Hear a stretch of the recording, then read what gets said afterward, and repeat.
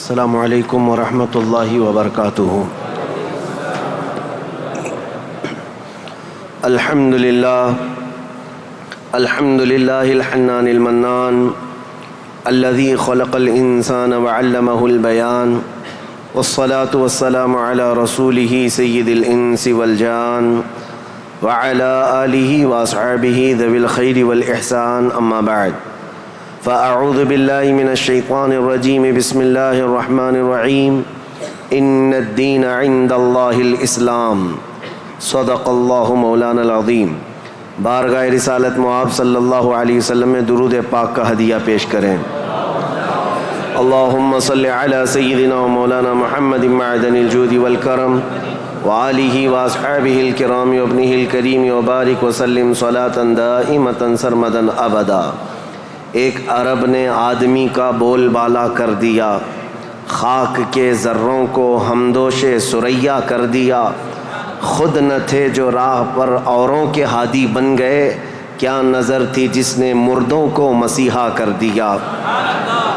آج سے میرے عزیزو ہمیں تاریخ اسلام سننی ہے۔ اسلام کی نشو و نما اور اس کی ترویج و اشاعت اس دن سے ہی شروع ہو چکی ہے جس دن سب سے پہلے انسان آدم علیہ السلام نے اس روئے زمین پر قدم رکھا ہے۔ لیکن آج کے دور میں ہم اسلام نام سے جس دین کو جانتے اور پہچانتے ہیں وہ میرے آقا صلی اللہ تعالیٰ علیہ وسلم کی شریعت طاہرہ ہے۔ اسلام کی تاریخ سننے سے پہلے ہمیں تھوڑا پیچھے کے تمام حالات بھی جاننا ضروری ہے، کیونکہ اسلام کی ترویج و اشاعت اور اس کی تبلیغ کے لیے جو زمین منتخب کیا اللہ رب العزت نے، وہ عرب کی زمین ہے۔ عرب دنیا کے جغرافیہ میں کیا حیثیت رکھتا ہے، اس کی سچویشن جو ہے وہ کتنی امپورٹنٹ ہے، وہ سمجھنا ضروری ہے۔ تو سنگلاخ زمین ہے، صحرا، پانی کی قلت، یہ تمام چیزیں عرب میں موجود ہیں، لیکن اسلام کی ترویج و اشاعت کے لیے اس زمین کو منتخب کیا گیا ہے۔ پہلی بات تو اگر میں اس تاریخ کی ابتدا کے لیے کہوں تو ظاہر سی بات ہے، کل ہم نے عرض کیا اسلام آدم علیہ السلام سے چلا، لیکن عرب کی سرزمین پر یہ دین ابراہیمی کے نام سے آیا۔ سب سے پہلے سیدنا ابراہیم خلیل اللہ علیہ الصلاۃ والتسلیم، اس وقت اللہ تبارک و تعالیٰ نے آپ کو مبعوث فرمایا جب دنیا میں کفر و شرک اور گمراہی و ضلالت پھیل چکی تھی، لوگوں میں کثرت سے اپنی عبادت کروانے کا رواج ہو چکا تھا۔ جیسے کہ نمرود کا زمانہ تھا، وہ طاقت و قوت کے بل بوتے اپنی عبادت کرنے پر لوگوں کو مجبور کرتا۔ اس دور میں سیدنا ابراہیم علیہ السلام تشریف لائے عراق بابل کے شہر میں، عراق کا ایک شہر بابل میں، اور وہاں سے آپ نے نور ہدایت کو منور کیا، ایک خدائے واحد کی عبادت کی طرف لوگوں کو بلایا۔ آپ کی آبادی دشمن ہوئی، خاندان دشمن ہوا، بادشاہ دشمن ہوا، بدلے میں آپ کو آگ میں جھونک دیا گیا۔ آپ وہاں سے نکل کر مصر چلے گئے۔ مصر کی سرزمین کو آپ نے اپنا جائے قیام بنایا، وہیں پر رہنے لگے۔ آپ کی شادی حضرت سارہ سے ہوئی، اولاد نہیں تھی برسوں تک۔ پھر حضرت ابراہیم علیہ الصلاۃ والتسلیم کی مخالفت میں بہت سارے لوگ تھے، حکمران تھے، بادشاہ تھے۔ ایک وقت ایسا آیا کہ مصر کا ایک بادشاہ جو آپ کی مخالفت میں بہت زیادہ آگے تھا، لیکن اللہ تعالیٰ نے اس کے سینے کو نور ہدایت سے روشن کیا، پھر وہ آپ کی عزت و تکریم کیا۔ پھر اس بادشاہ نے اپنی بیٹی ہاجرہ کو ابراہیم علیہ السلام کے ساتھ بیاہ کر دیا۔ شروع سے میں تاریخ میں چل رہا ہوں، سب کو ذہن حاضر رکھنا ضروری ہے کہ حضرت ابراہیم علیہ السلام کو حضرت ہاجرہ دوسرے نکاح میں آئیں، یہ بادشاہ کی بیٹی تھیں، اور ہوا یہ کہ دو بیویاں ایک گھر میں رہیں، معاملات الگ ہو جاتے ہیں۔ تو جب معاملات بدلنے لگ گئے تو حضرت ہاجرہ کہ گھر میں ایک بیٹا پیدا ہوا جو حضرت اسماعیل علیہ السلام ہے. تو حضرت ابراہیم علیہ السلام کو حکم الہی ہوا کہ اس ماں اور بیٹے کو الگ رکھا جائے اور پہلی بیوی کو الگ رکھا جائے. تو ابراہیم علیہ السلام حضرت سارہ کو مصر میں ہی چھوڑ دیے اور حضرت ہاجرہ اور حضرت اسماعیل علیہ السلام کو لے کر عرب کی سرزمین میں داخل ہوئے.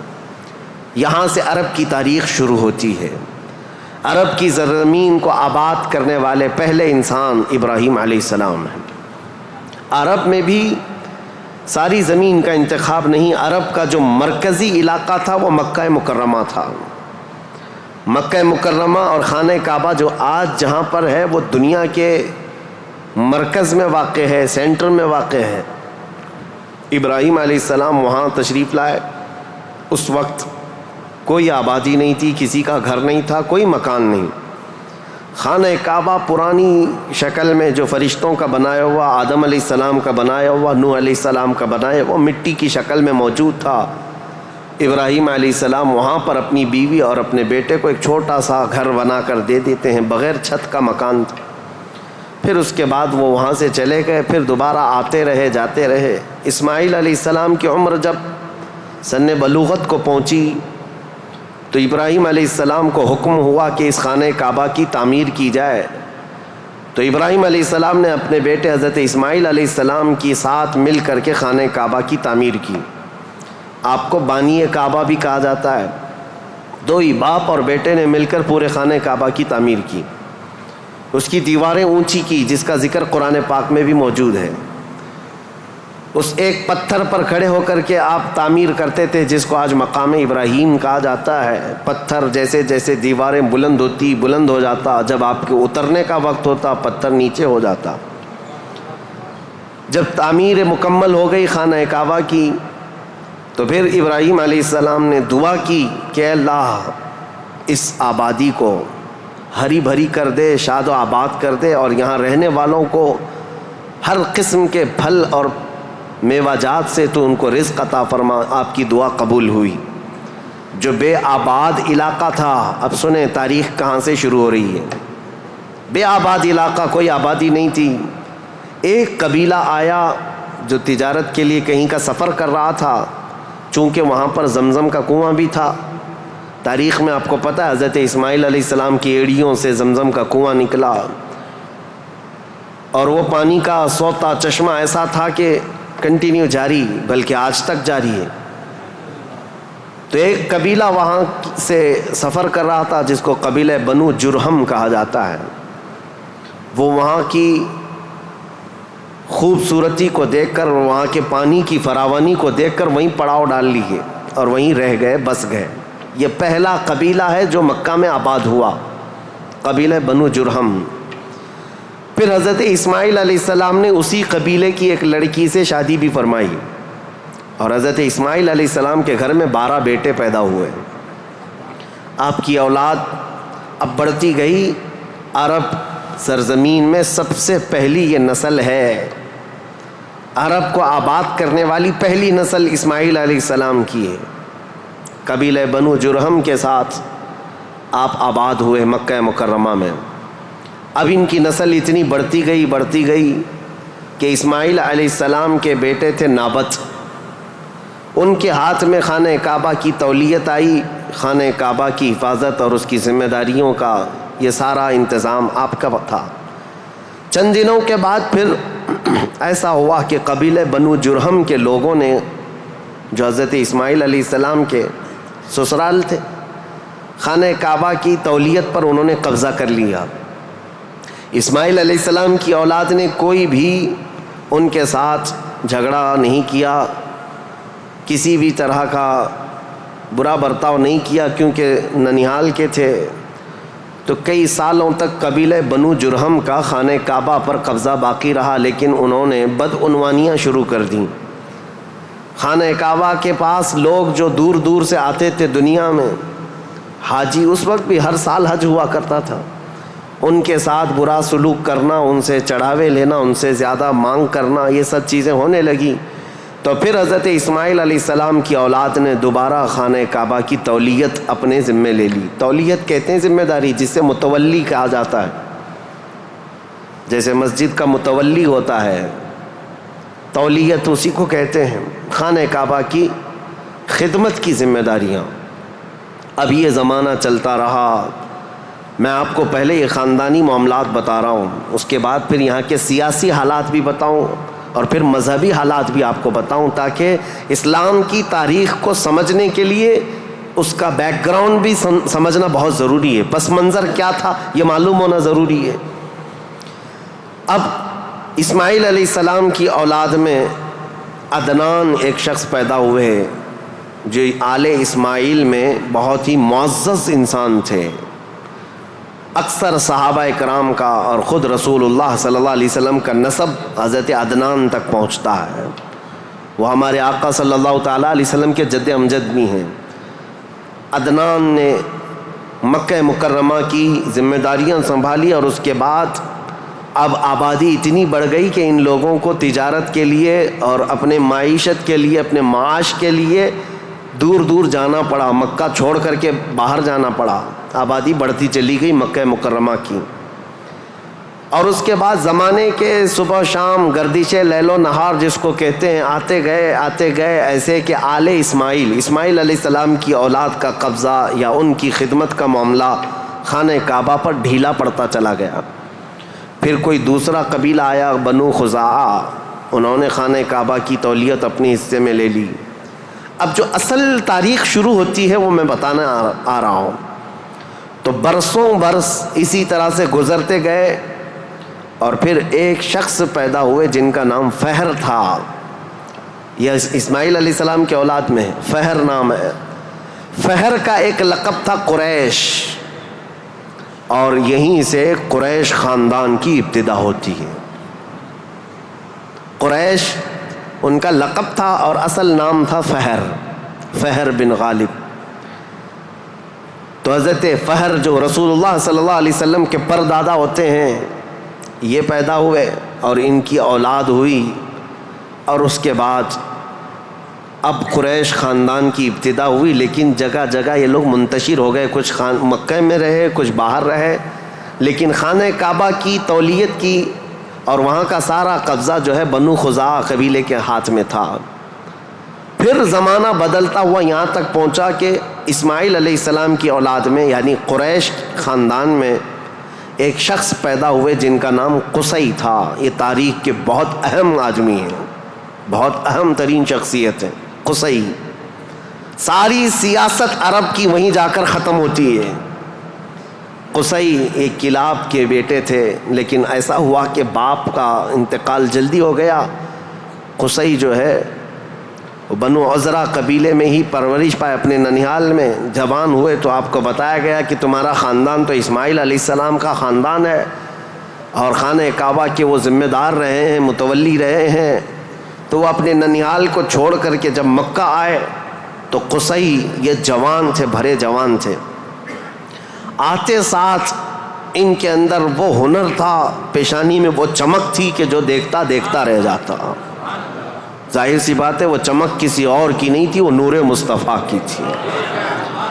قصی نے آتے ساتھ ہی لوگوں کو اپنی طرف مائل کر لیا، لوگ جوق در جوق قصی کے گرویدہ ہو گئے۔ پھر قصی نے سارے قریش کو جو ادھر ادھر منتشر تھے سب کو مکہ میں جمع کر دیا، اور بنو خزاعہ قبیلے کے ہاتھ میں جو خانہ کعبہ کی تولیت تھی اس کو حاصل کر لیا۔ اب دوبارہ حاصل کرنے کے بعد اب تک مکہ مکرمہ میں یا خانہ کعبہ کی خدمت اور حرم میں جو معاملات چلتے تھے وہ یوں ہی چلتے تھے۔ جو ذمہ دار ہے اس نے جو دیکھ لیا وہ کر لیا، لیکن قصی نے باضابطہ ڈپارٹمنٹ بنائے، شعبے بنائے، حکومت کا اسٹیبلشمنٹ جس کا طرح ہوتا ہے پورا انہوں نے بنایا۔ انہوں نے ذمہ داریاں بانٹیں، سقایا، رفادہ، سدانہ، یہ سب نام رکھے گئے ہیں، یعنی انہوں نے شعبے ایسے بانٹ دیے، ڈپارٹمنٹ تبدیل کر دیے گئے کہ یعنی کئی قبیلوں کو جمع کیا مکہ میں اور کہا جب کبھی کہیں جانے کی ذمہ داری ہوگی، جھنڈا اٹھانے کی ذمہ داری، وہ ایک بہت اہم ذمہ داری ہوتی تھی، وہ ایک قبیلے کو سونپ دیا۔ اور ہر سال جو حاجی آتے ہیں مینا میں ان کو پانی پلانا اور کھانا کھلانا، اس کو سقایا کہا جاتا تھا، وہ ایک قبیلے کی ذمہ داری دے دی گئی، سقایا۔ یہ ڈپارٹمنٹ پوری منسٹری ہو گئی۔ اور اس کے بعد رفادہ، یہ ایک ذمہ داری ہے. جو حاجی آیا کرتے ان کو پیسوں کی ضرورت ہوتی, کہیں دور دراز سے سفر سے آئے ہوتے, ان کی مالی مدد کی ضرورت ہوتی, وہ ایک خاندان کے ہاتھ میں دے دیا گیا. یہ رفادہ ایک منسٹری کا نام ہے, وہ اس منسٹری کے ذمہ دار ایک قبیلے کو بنایا.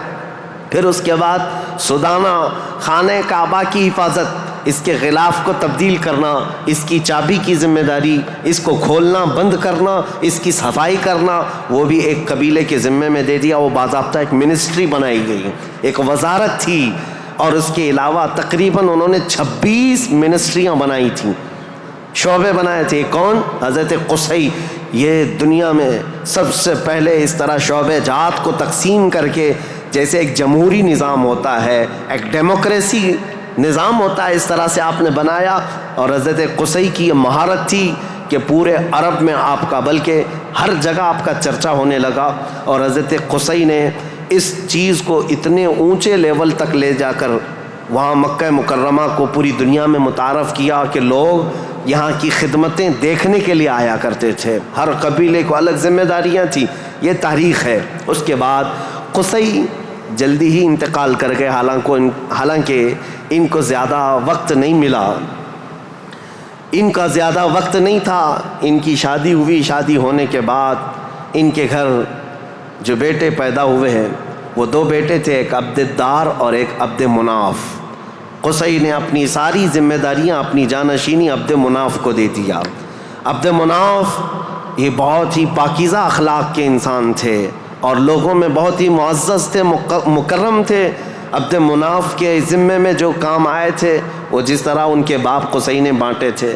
اس کے بعد عبد مناف کے بیٹے پیدا ہوئے جو عرب قبیلوں میں نہیں, قریش خاندان میں سب سے افضل انسان سمجھے جاتے تھے, وہ حضرت ہاشم ہیں. ہاشم, ان کا لقب ہاشم اس لیے تھا کہ یہ اتنے فیاض تھے, اتنے سخی تھے کہ اپنا مال کا اکثر حصہ پورا حاجیوں کو کھلانے میں تقسیم کرتے تھے.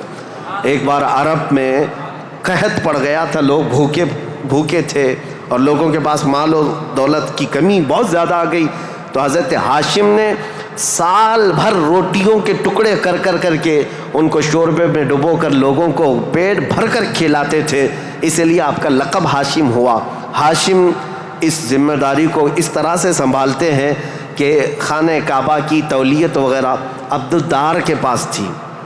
سقایہ, رفادہ, جس کو میں ابھی نام دے کر کے جو منسٹریاں بتایا کہ یہ الگ الگ قبیلوں کے ذمے تھی, تو عبد الدار جو ایک ان کے پردادا کے ہی خاندان میں لوگ تھے, انہوں نے بدعنوانیاں شروع کی تھیں, ٹیکس لگایا, حاجیوں سے پیسہ لیا.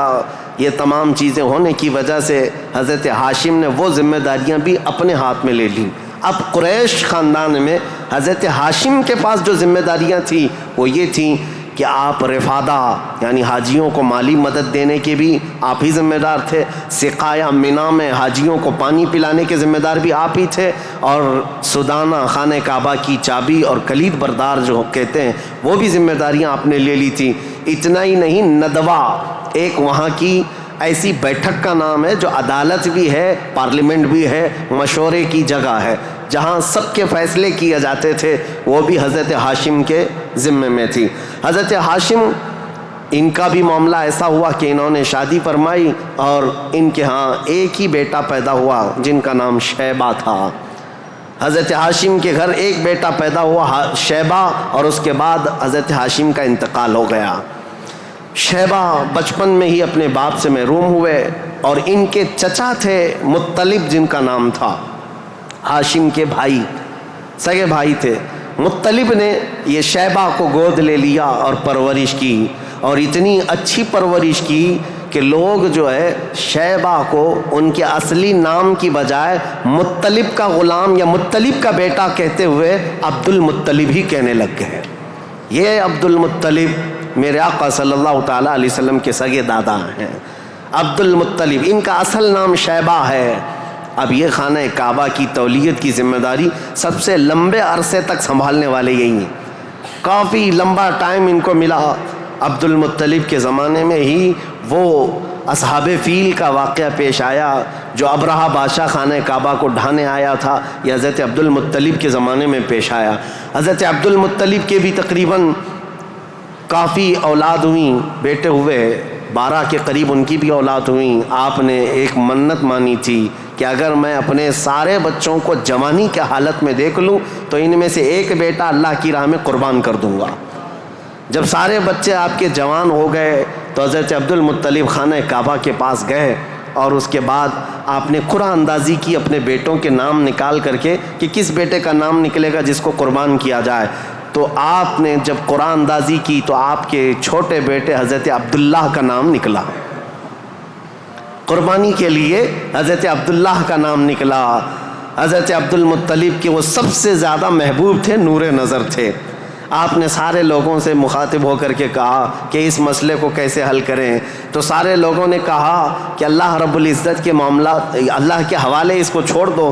پھر آپ نے خواب میں دیکھا کہ اس کا معاملہ ایسا ہے کہ اپنے اس نور نظر محبوب بیٹے کی قربانی کی بجائے ان کی جگہ 100 اونٹ قربان کر دیے جائیں. تو 100 اونٹ قربان ہوں گے لیکن آپ کے بیٹے کی قربانی بھی مان لی جائے گی کہ آپ نے بیٹے کو بھی قربان کیا. آپ نے حضرت عبداللہ کی جگہ پر 100 اونٹ قربان کیے. اسی لیے تو میرے آقا صلی اللہ علیہ وسلم نے ایک حدیث میں فرمایا ہے انا ابن الذبیحین، اے لوگوں میں 2 ذبیحوں کا بیٹا ہوں. ایک ذبیح اسماعیل علیہ السلام ہے، دوسرے ذبیح میرے باپ عبداللہ ہیں. یہ رسول اللہ صلی اللہ علیہ وسلم نے فرمایا کہ اب یہ حضرت شیبہ عبد المطلب، حضرت عبد المطلب جو خانہ کعبہ کی تولیت کو سنبھالتے رہے، یہ تاریخ یہاں تک آئی. آل اسماعیل ہیں، یہ اسماعیل علیہ السلام کی اولاد. تاریخ کو میں نے شروع کیا تھا حضرت ابراہیم علیہ السلام سے، پھر اب حضرت عبد المطلب رضی اللہ تعالیٰ عنہ خانہ کعبہ کی تولیت سنبھالتے رہے اور اس کے بعد اپنے سارے بیٹوں کی شادیاں کیں. ان میں اپنے چھوٹے بیٹے حضرت عبداللہ کی شادی آپ نے کہ ایک قبیلہ جو مدینہ طیبہ میں آباد تھا وہب بن عبد مناف کا، ان کی بیٹی حضرت آمنہ سے کی، جو سب سے معزز قبیلے کی خاتون تھیں، پاکیزہ تھیں، طیبہ تھیں، طاہرہ تھیں. رسول پاک صلی اللہ تعالیٰ علیہ وسلم کے والد ماجد عبداللہ نے حضرت آمنہ سے شادی کی. یہ شادی بھی بڑی مشہور شادی ہوئی کیونکہ حضرت عبداللہ کو کئی عورتیں دیکھتی تھیں اور شادی کی خواہش رکھتی تھیں. مکہ میں کئی لوگوں نے پیغامات دیے تھے اور اس کے بعد جب حضرت آمنہ سے انہوں نے شادی کی تو ایک خاتون ہے جو حضرت عبداللہ کی شادی کے لیے بہت کوشش میں لگی تھی. انہوں نے حضرت عبداللہ کو دیکھا اور اس کے بعد کہا شادی کے بعد تمہاری پیشانی پر کوئی چیز چمکتی تھی وہ اب نظر نہیں آتی ہے، پہلے میں دیکھا کرتی تھی، جس پر میں گرویدہ تھی میرے عزیزو وہ چمک اور وہ نور کوئی اور نہیں میرے مصطفیٰ کا نور نبوت تھا جو آدم علیہ السلام سے چلتا ہوا آیا ہے اور ان کے باپ حضرت عبداللہ تک آیا. پھر حضرت عبداللہ حضرت آمنہ سے نکاح کر کے رہ رہے تھے اور تجارت کی غرض سے آپ حضرت عبداللہ ملک شام کی طرف جا رہے تھے. درمیان میں جو یثرب علاقہ تھا آج کا وہ مدینۃ المنورہ ہے، وہاں حضرت عبداللہ کو کچھ بیماریاں ایسی لگ گئیں کیونکہ یثرب جو علاقہ ہے اس کو پہلے بیماریوں کا گڑھ کہا جاتا تھا، وہاں جو جاتا بیمار ہو جاتا تھا. اس وقت انہوں نے وہاں کا سفر کیا تھا اور بیماریاں لگ گئی اور آنے سے پہلے آپ کا انتقال ہو گیا، عبداللہ کا انتقال ہو گیا حضرت عبداللہ کا. اور پھر چند ماہ گزرے تھے، 6 مہینے کے بعد پورے عالم میں جو ایک عجیب کیفیت طاری تھی. عرب کی یہ تاریخ میں آپ کو بتا رہا ہوں کہ یہاں پر اب حالات کیا تھے.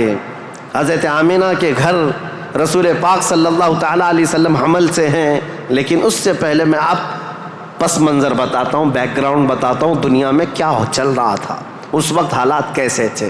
اس کو میں ڈیوائیڈ کر کے اگر بتاؤں سیاسی حالات اور مذہبی حالات. سیاسی حالات میں یعنی پالیٹکس کے اعتبار سے دیکھا جائے تو حکومت اور تسلط قبضہ زیادہ کس کا تھا. اس دور میں سب سے بڑی 2 حکومتیں تھیں، ایک پرشین امپائر اور ایک رومن امپائر. روم کی حکومت اور فارس کی حکومت، ان دونوں کا بہت بڑا اثر و رسوخ تھا. پوری دنیا کی بات کر رہا ہوں، یہ سپر پاور طاقتیں تھیں. عرب میں بعض لوگ پرشین امپائر کے انڈر میں کام کرتے تھے، بعض لوگ رومن امپائر کے انڈر میں کام کرتے تھے. مذہب کے اعتبار سے ہم بعد میں بات کرتے ہیں. اب یہ حالات تھے کہ حکومت اور تسلط، قبضہ، سیاسی اثر و رسوخ سب سے زیادہ یہ 2 حکومتوں کا تھا. جس کی وجہ سے آئے دن نئی نئی جنگیں ہوتی تھیں. رومن ایمپائر یہ چاہتی تھی کہ دنیا پورا قبضہ کر لیں, پرشین ایمپائر یہ چاہتے تھے کہ پوری دنیا ہم قبضہ کر لیں. اس آڑ میں دو سپر پاور کے ٹکراؤ میں پوری دنیا میں جنگیں روز روز چلتی رہتی تھیں. یہ حالات تھے سیاسی. عرب لوگوں کی خود کی کوئی حکومت نہیں تھی, ان کی خود کی کوئی حکومت نہیں تھی, لیکن وہی مکہ مکرمہ سے جو ان کے خاندانی حالات کی سرداری چلتی تھی بس. لیکن دنیاوی حکومت کے اعتبار سے یہ لوگ پرشین ایمپائر کے انڈر میں کام کرتے تھے یا پھر رومن ایمپائر کے انڈر میں کام کرتے تھے. یہ دو طرح کی حکومتیں چل رہی تھیں. اب مذہبی حالات کے اعتبار سے دیکھا جائے تو میں 4 حصوں میں تقسیم کرتا ہوں پوری دنیا کو, 4 حصوں میں. فارس جس کو آج پرشیا کہیں آپ, ایران جو آج کے دور کا ہے, اس کی سرحدیں اور بھی بڑی تھیں, بلند تھیں. پرشیا یا جس کو اس وقت پرشین ایمپائر کہا جاتا ہے. مذہبی حالات کیا تھے ان کے؟ مذہبی حالات اتنے خطرناک تھے کہ ان کے ہاں شروع سے کبھی ایک خدا کا تصور آیا ہی نہیں. یہ شرک میں ہی مبتلا رہی قوم ہے. ہمیشہ بتوں کی, ہمیشہ آگ کی پرستش کرنے میں سب سے زیادہ مشہور قوم ہے یہ پرشیا کے لوگ, یعنی فارس کے لوگ. آگ کی پوجا میں ان کا کوئی نام ثانی نہیں تھا. 1000 سال تک ایک آگ کو بجھنے نہیں دیتے تھے یہ لوگ. اس طرح کئی بت کدے تھے, کئی آتش کدے تھے. یہ فارس کے علاقے میں یہ حالات تھے کہ ایک خدا کا تو تصور ہی نہیں تھا, اور غلبہ ایسا تھا کہ جو حاکم ہوتا تھا اس کی عبادت کی جاتی تھی, جو مال والا ہے اس کے سامنے سجدے ہوتے تھے, جس کی طاقت ہے اس کے سامنے جھک جائے. یہ حالات پرشیا کے تھے. اور روما کے حالات کیا تھے؟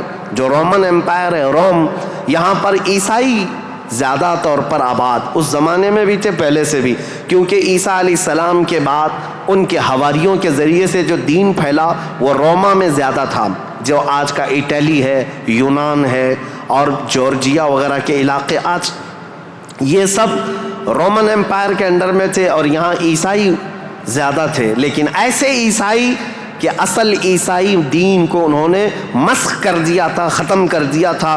جو دین الہی تھا, اللہ کا دین تھا, عیسیٰ علیہ السلام جو لائے تھے, اس کو انہوں نے اتنا خلط ملط کر دیا تھا کہ عیسیٰ علیہ السلام کے جگہ جگہ مجسمے, اسٹیچو بنائے ہوئے تھے. مریم علیہ السلام, سیدہ مریم رضی اللہ تعالیٰ عنہا کو انہوں نے ساتھ میں پوجنا شروع کر دیا. تثلیث کا عقیدہ, ٹرائنیٹی جس کو یہ کہتے ہیں, 3 خداؤں کا تصور ان کے گھر میں رواج پا گیا تھا. پورے روما میں یہی تھا. ایک خدا کی عبادت یہاں بھی ختم تھی. 2 بڑی طاقتوں کے انڈر میں شرک اور بت پرستی اور کفر بہت سر چڑھ کر بول رہا تھا. یہاں اللہ کو پہچاننے والے اور اللہ کی عبادت کرنے والے تقریباً ناپید ہو چکے تھے. عیسیٰ علیہ السلام کی جو آپ کا عروج ہوا آسمانوں پر, آپ کو اللہ تعالیٰ نے آسمانوں پر جو اٹھایا, وہ زمانہ بیت کر کے بھی 570 سال گزر رہے تھے. ان 570 سالوں میں کوئی نبی نہیں آیا. عیسیٰ علیہ السلام کے بعد سے لے کر 570 سال کا زمانہ, اس کو زمانہ فترت کہا جاتا ہے. زمانہ فترت 2 نبیوں کے بیچ کے زمانے کو کہتے ہیں. اس بیچ میں کوئی نبی نہیں آیا, جس کی وجہ سے حالات اتنے گمبھیر تھے. پرشیا کے حالات میں نے بتایا, جگہ جگہ آگ کی پوجا, آگ کی پوجا, آگ کو ہی طاقتور مانا جاتا. اور روما میں تھا, عیسائی تو تھے لیکن ایسے کہ ٹرائنیٹی کا عقیدہ, مریم بھی خدا ہیں, عیسیٰ بھی خدا ہیں اور وہ بھی خدا ہے. 3 خداؤں کی عبادت. اور اس کے علاوہ راہبوں کا, پادریوں کا حال تو یہ تھا, اللہ کی پناہ, وہاں کے جو عبادت خانے تھے, جو چرچ تھے, جو کلیسا تھے, وہ عبادت کے نہیں تھے, وہ عیاشیوں کے اڈے تھے. کوئی عورت جاتی تو ان کے ہاتھ میں بچ کے باہر نہیں آتی, اس کے ساتھ وہ منہ کالا کر لیتے. یہ جو بڑے بڑے راہب تھے ان کا حال یہ تھا.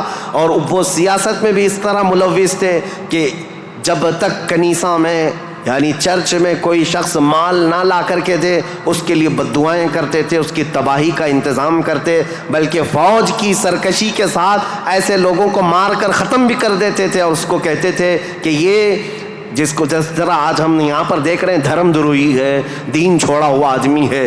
یہ عیسائیوں کا تسلط ایسا تھا, ان کا قبضہ ایسا تھا, پادریوں کا عیاشی کے اڈے بنا دیے گئے تھے. جتنے وہ عبادت خانے تھے, جتنے عبادت خانے تھے وہ عیاشیوں کے اڈے بنے ہوئے تھے. اور ان کے ہاں یہ سب چیزیں عام, جو اخلاق دینے آئے تھے, جو اچھا مزاج دینے آئے تھے, وہی ان کے علماء, ان کے راہب پورے ایسے تسلط کے ساتھ گندگیاں پھیلا چکے تھے. یہ روما کے حالات تھے, پرشیا کے حالات وہ تھے. اب دنیا میں تیسرا ایک بڑا طبقہ جو اپنا اثر رکھتا تھا, اپنا رسوخ رکھتا تھا, وہ ہندوستان کا تھا. ہندوستان جس کو ہم اکھنڈ بھارت کہیں, یہ ہندوستان, اس کی سیمائیں, اس کی سرحدیں اتنی نہیں تھی جو آج کشمیر سے کنیا کماری تک یا گجرات سے لے کر کے بنگال کی کھاڑیوں تک ہے, بلکہ اس کی سیمائیں ایران کی سرحدوں تک پہنچتی تھی. افغان, پاکستان, بنگلہ دیش, نیپال جو آج ایک الگ الگ ریاستوں میں, الگ الگ ملکوں میں تبدیل ہیں, یہ سب ہندوستان کے علاقے ہوا کرتے تھے.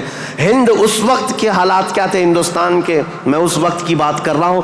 عیسیٰ علیہ السلام کے عروج آسمانی کے 570 سال کے بعد ہندوستان کے حالات بڑے دیگرگوں تھے, کیونکہ یہاں پر بھی شروع سے بت پرستی بہت زیادہ تھی.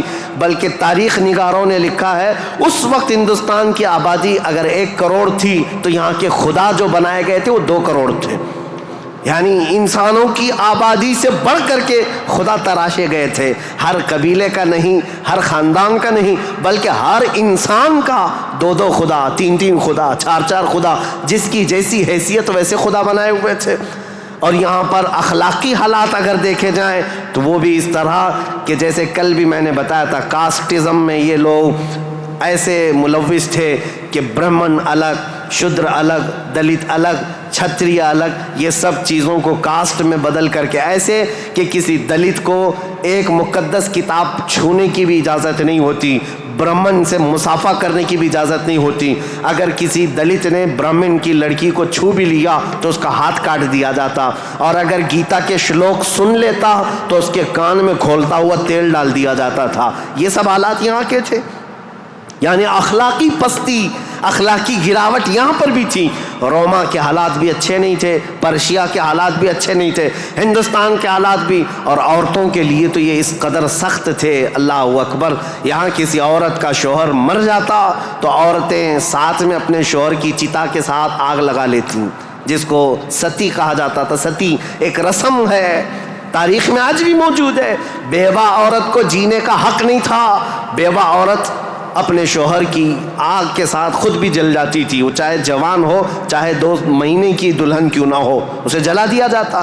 چند سالوں کے بعد پھر جلانے کا رواج ختم ہوا, پھر بیوہ عورت کو جنگلوں میں بھیج دیا جاتا کہ وہ وہاں رہے, وہیں آباد رہے. اس کا گھر میں آنا اب شگن, آج تک یہ بری روایت موجود ہے. جاہلوں کے آج بھی پائی جاتی ہے, غیر مسلموں کے ہاں کہ اگر کوئی بیوہ عورت اچھے تقریبات میں شامل نہیں ہو سکتی, اچھے فنکشنز میں نہیں آ سکتی, کھانے پکانے کے وقت نہ آ جائے, یہ اب شگن ہو جائے. عورت اگر حیض اور نفاس کے عالم میں ہو تو اس وقت تو اس کے ساتھ جانوروں سے بدتر سلوک ہوتا. اس کا گلاس الگ, اس کا برتن الگ, اس کا کھان پان الگ, بلکہ جانوروں کا جس طرح سے الگ رکھا جاتا تھا عورت کا بھی الگ رکھا جاتا تھا. عورت کو پستی کی طرف دھکیل دیا گیا تھا. یہ تاریخ یہاں کی تھی, ہند کی.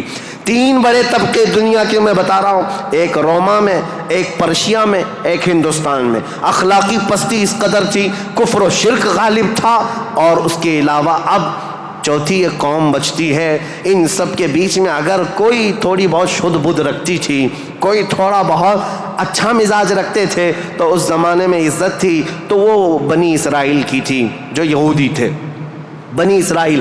لیکن ان کے حالات ایسے تھے کہ غرور و گھمنڈ ان کو اتنا تھا کہ وہ یہ کہتے تھے کہ پوری روئے زمین پر سب سے افضل لوگ ہم ہیں, اللہ کے محبوب ہم ہیں, اللہ کے بیٹے ہم ہیں, ہم کو اللہ کبھی عذاب نہیں دے گا, کبھی اللہ ہم کو آگ نہیں دکھائے گا. یہ سب اتنا غرور تھا اپنے افضل ہونے کا کہ کوئی نبی آتے تو ان نبیوں کا قتل بھی کر دیتے. ان بنی اسرائیل نے, یہودیوں نے 10,000 کے قریب نبیوں کا قتل کیا ہے, 10,000 کے قریب نبیوں کا قتل کیا یہ بنی اسرائیل. اور اللہ کی لعنت ان پر ایسی, اللہ کا غضب ان پر ایسا, غیر المغضوب علیہم ولا الضالین پڑھتے ہیں آپ.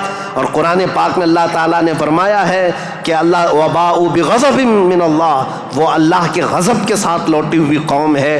یہودی جو تھے بنی اسرائیل, اس دور میں ان کا حال یہ تھا کہ تھوڑے بہت یہ بت پرستی تو نہیں کرتے تھے, دوسرے خداؤں کی طرف جھکتے تو نہیں تھے, لیکن سود خوری ان کی فطرت میں داخل تھی.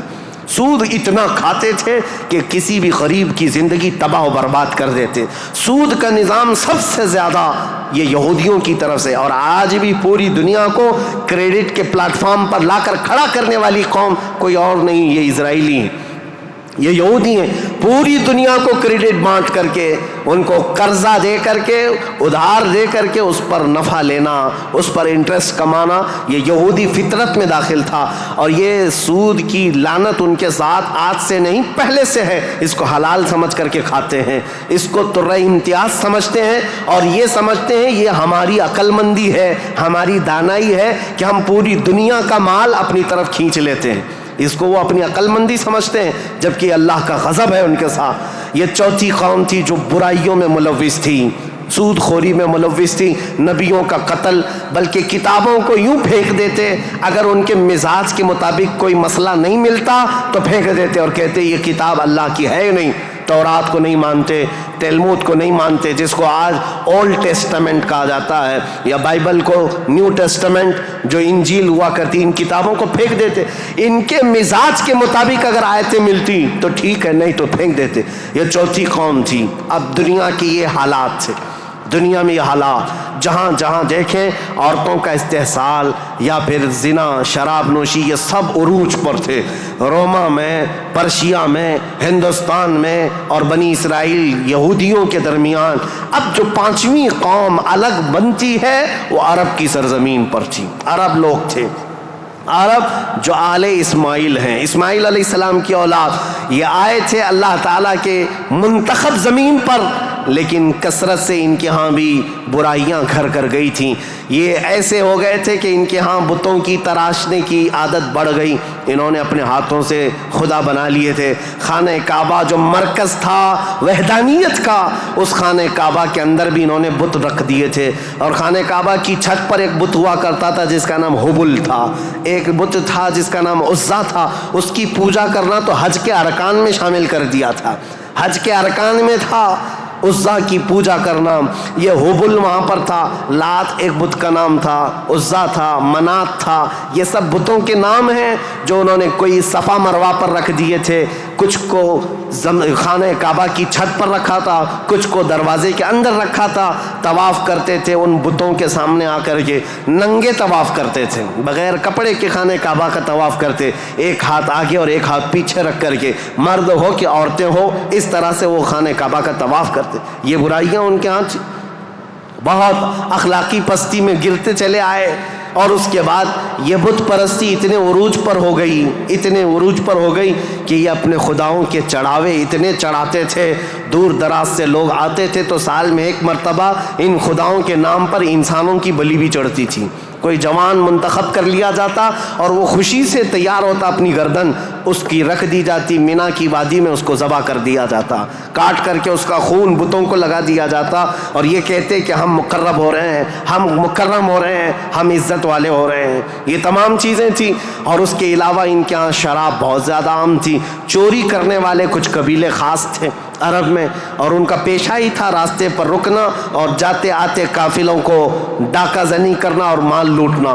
اور اس کے علاوہ عورتوں کے لیے ان کے ہاں بھی اچھے حالات نہیں تھے. عورتوں کو تو مشین سمجھتے تھے. شادی کا کوئی ایک سسٹم نہیں تھا. کوئی مرد چاہے تو 100 رکھ لے، کوئی 50 رکھ لے، کوئی 60 رکھ لے. نہ شادی کا کوئی سسٹم ہے، جتنی عورتیں چاہے وہ رکھ سکتا تھا. اور پھر اس کے علاوہ عورتوں کے ساتھ سارا سلوک تو تھا ہی، لیکن وہ ایسے بدبخت تھے کہ بیٹی کے پیدا ہونے پر ناک بھون سکیڑتے تھے.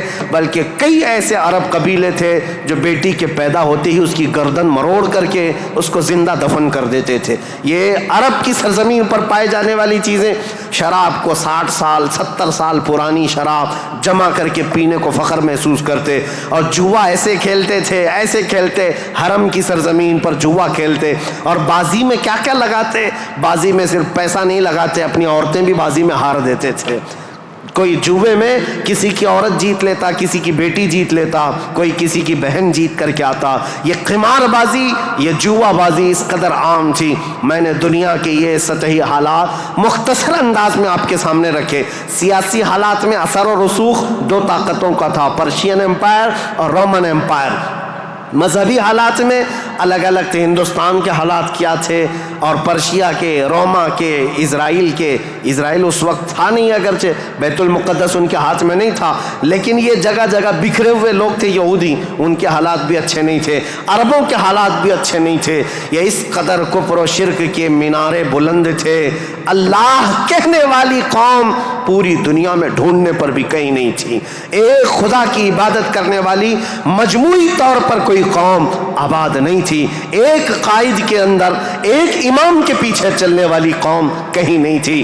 ہر ایک نے اپنے خدا بنائے. کچھ لیڈروں کی پوجا، کچھ حکمرانوں کی عبادت. کچھ جگہ پر ایسے حالات ہندوستان میں تھے کہ اپنے ہی آلہ تناسل کی پوجا کرتے، عورتوں کی شرمگاہوں کی پوجا، مردوں کی شرمگاہوں کی پوجا جو آج تک چلی آ رہی ہے. یہ اس قدر گرے ہوئے حالات تھے کہ چوہے سے لے کر بلی تک، بلی سے لے کر سانپ بچھو تک کوئی خدا ہونے سے بچ نہیں سکا ان کے ہاتھوں میں. سب خدا بنا لیے.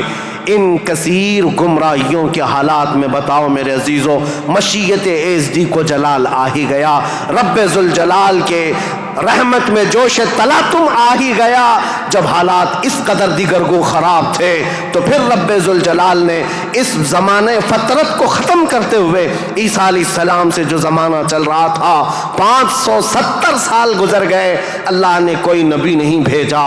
حالات جب اس قدر خراب ہو گئے، رب ذوالجلال کی مشیت کو، اس کی رحمت کو جوش آیا. پھر مولا نے مکہ مکرمہ کی سرزمین کو منتخب کیا، اور پھر اللہ نے اس سرزمین کو منتخب کرتے ہوئے عظیم خاندان قریش کو منتخب کیا.